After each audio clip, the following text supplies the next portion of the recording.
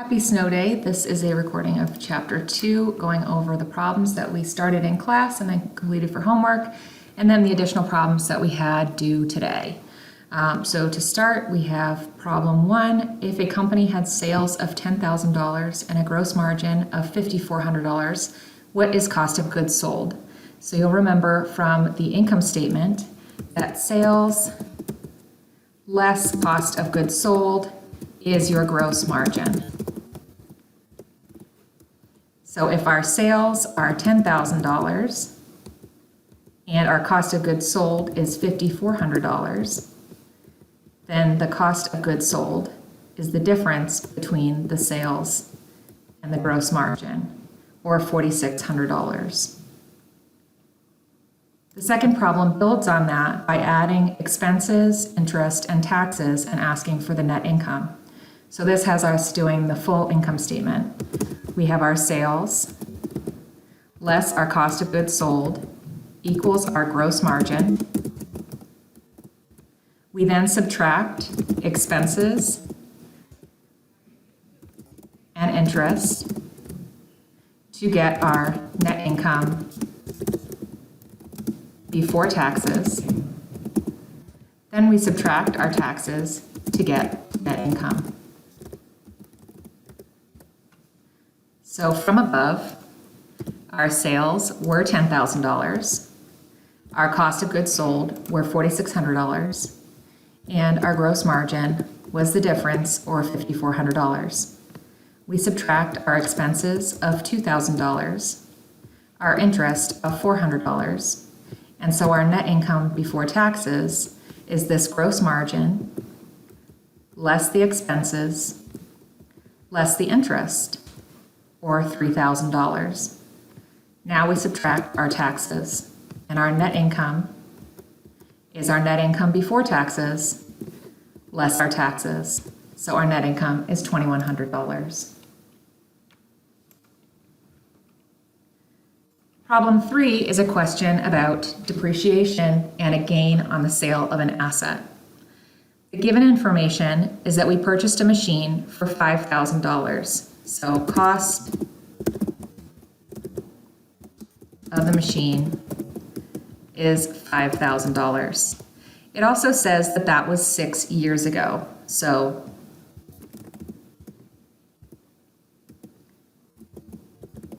we would note that information as well.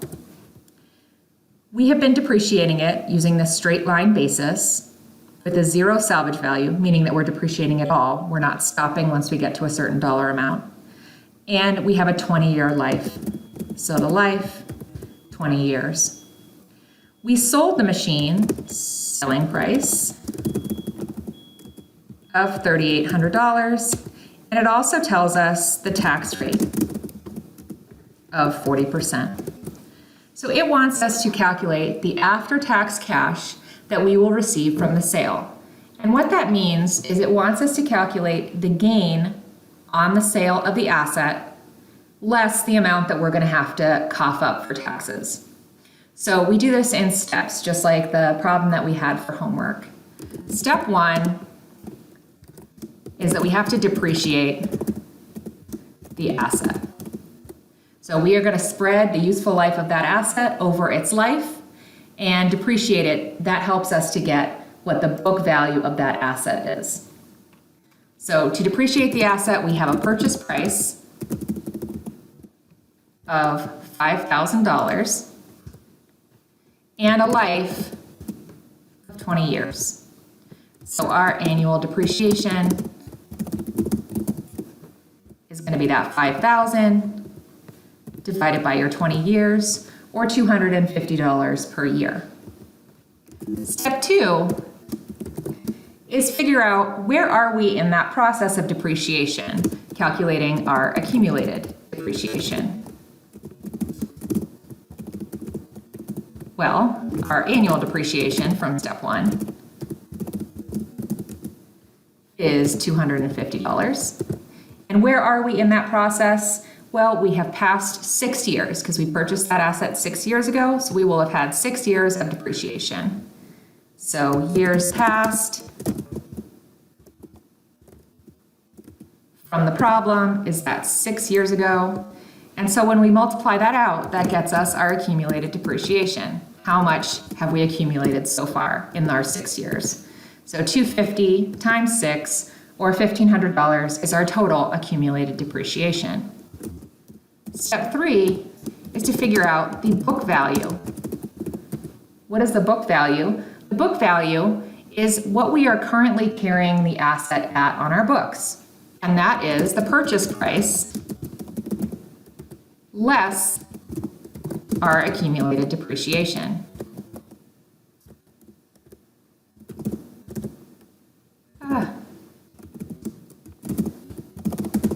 There we go. Okay, so our purchase price was $5,000 and our accumulated depreciation is $1,500. So our current book value, or what we are carrying that asset at on the books, is $3,500. Step 4 is we're going to calculate the gain.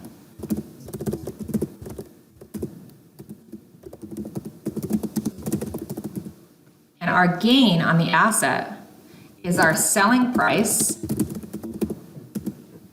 which from the problem we have up here of $3,800, less our book value. So the difference between what you sell it for and what you're carrying it on your books for is your gain or loss that you realize from that sale.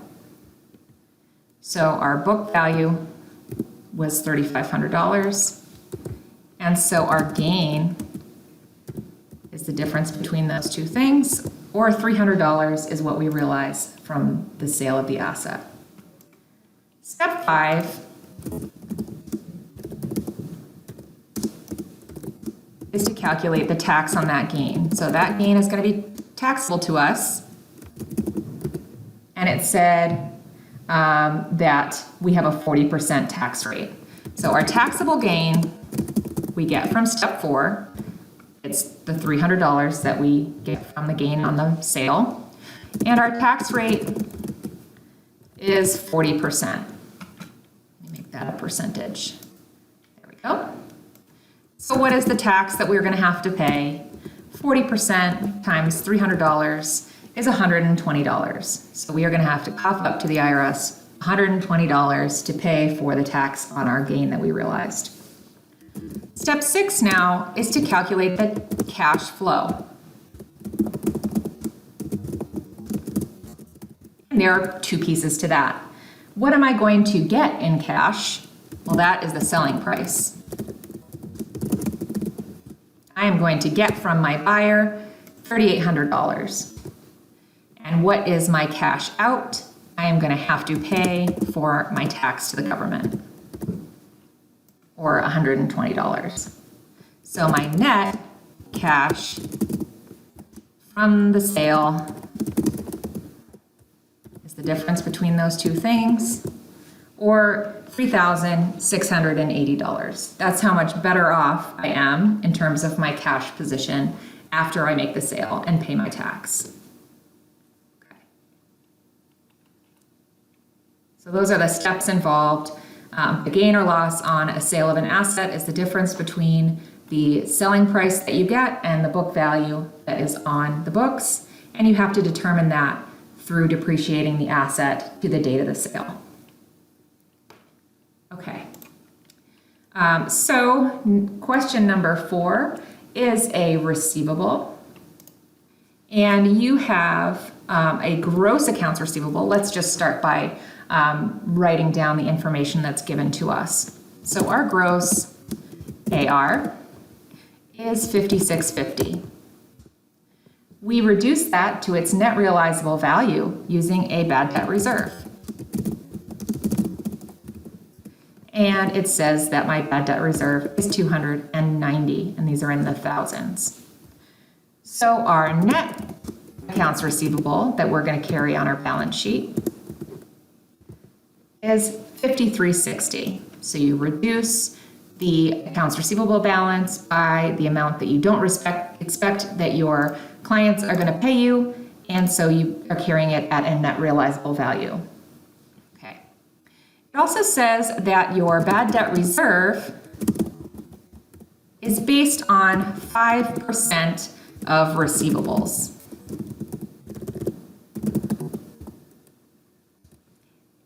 It also gives you an amount that needs to be written off. It says that an order was made of $435,000 that you're just not going to get paid for.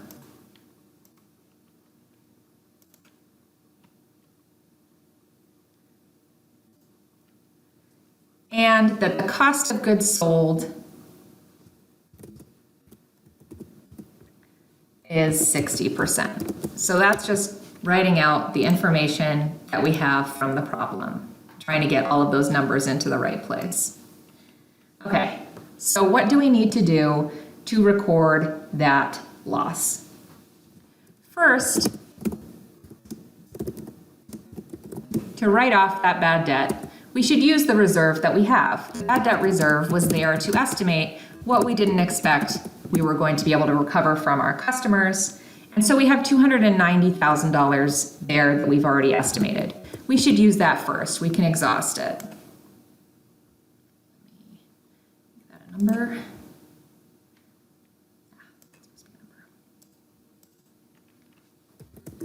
Okay, so the first entry would be to use the bad debt reserve and take that balance out of accounts receivable, because we are not going to get that from our customer. We need to stop putting it into our accounts receivable. It's not an asset to us anymore. Step 2, we should write off the remaining amount.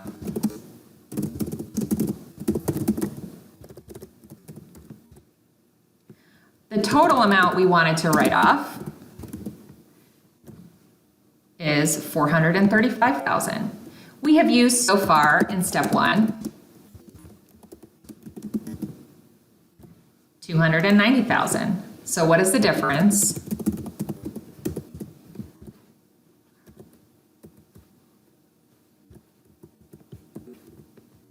We have another $145,000 that we need to write off. So how do we do that? Our entry is to bad debt expense this time.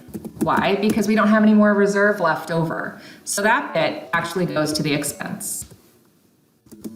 And the other side is still our accounts receivable, because we have to get rid of that balance from the customer.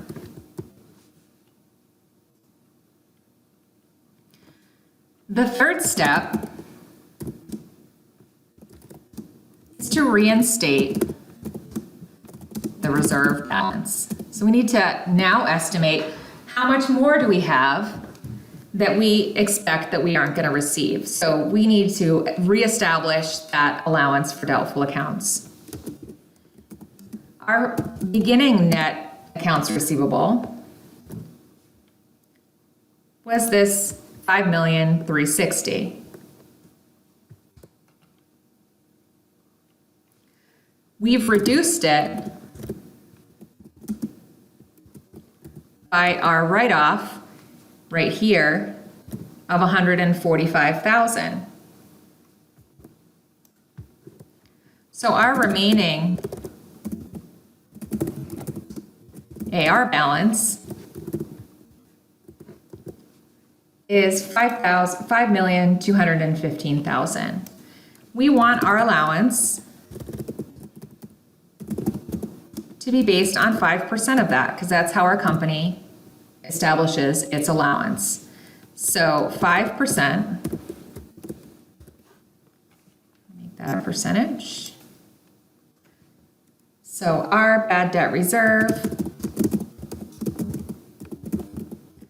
should be 5% of what is remaining in accounts receivable, or $260,000. So we're going to make a journal entry here to record that bad debt reserve. We record bad debt expense as the debit and a bad debt reserve as the credit.